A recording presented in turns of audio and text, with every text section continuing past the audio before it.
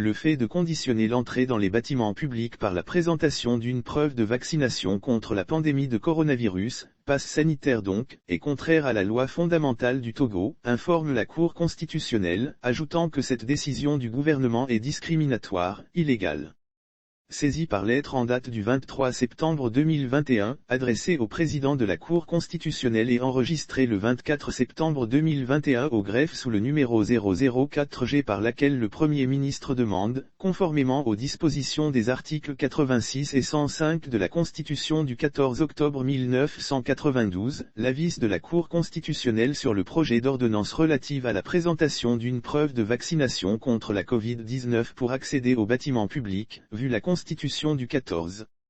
octobre 1992, notamment en ses articles 11, 14, 84, 86, alinéa 2 et 105, vu la loi organique numéro 2019-023 du 26 décembre 2019 sur la Cour constitutionnelle, vu la loi numéro 2009-007 du 15 mai 2009 portant Code de la santé publique de la République togolaise, vu la loi numéro 2020-005 du 30 mars 2020 portant habilitation du gouvernement à prendre par ordonnance les mesures relevant du domaine de la loi, vu la loi numéro 2021-016 du 14 septembre 2021 portant prorogation du délai d'habilitation du gouvernement à prendre par ordonnance les mesures relevant du domaine de la loi, vu la loi numéro 2021-017 autorisant la prorogation de l'état d'urgence sanitaire au Togo, vu le décret numéro 2020-024/PR du 8 avril 2020 portant déclaration de l'état d'urgence sanitaire, vu le règlement intérieur de la Cour, adopté le 15 janvier 2020, vu l'ordonnance numéro 004/2021/CCEP du 24 septembre 2021 portant désignation de rapporteur, le rapporteur entendu, un considérant qu'au terme de l'article 105 de la Constitution, la Cour constitutionnelle émet des avis sur les ordonnances prises en vertu des articles entre 69 et 86 de la Constitution, que la requête du Premier ministre est ainsi recevable, considérant qu'en vertu de l'article 86, alinéa 1er de la Constitution, l'Assemblée nationale a adopté la loi d'habilitation, promulguée le 30 mars 2020, qui autorise le gouvernement à prendre par voie d'ordonnance, dans un délai de 6 mois, à compter du 16 mars 2020, toute mesure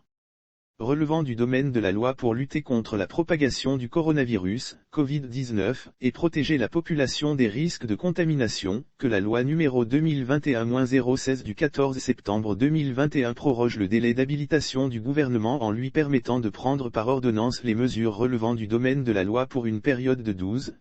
mois, à compter du 16 septembre 2021, pour les mêmes motifs que ci-dessus, que les mesures envisagées relèvent des tirets entre 15 et 16 de l'article 84 de la Constitution, 3 considérant que le projet d'ordonnance soumis à l'appréciation de la Cour comporte 5 articles disposant respectivement que, article 1er, l'accès à tout bâtiment administratif est subordonné à la présentation d'une preuve de vaccination contre la Covid-19 ou d'un test PCR Covid-19 négatif datant de moins de 72 heures, dans les préfectures du Golfe et d'Agonivé.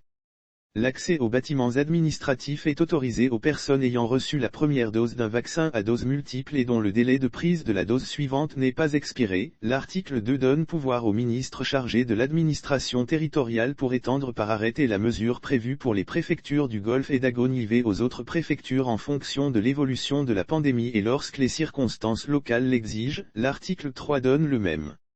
pouvoir au ministre sectoriel pour étendre, également par arrêté, la mesure précitée aux structures, institutions et organisations privées et internationales accueillant du public et relevant de leur secteur, en fonction de l'évolution de la pandémie de la Covid-19 et lorsque les circonstances locales l'exigent. L'article 4 expose tout contrevenant aux dispositions de l'ordonnance aux sanctions prévues par la réglementation en vigueur, et l'article 5 traite de la date d'entrée en vigueur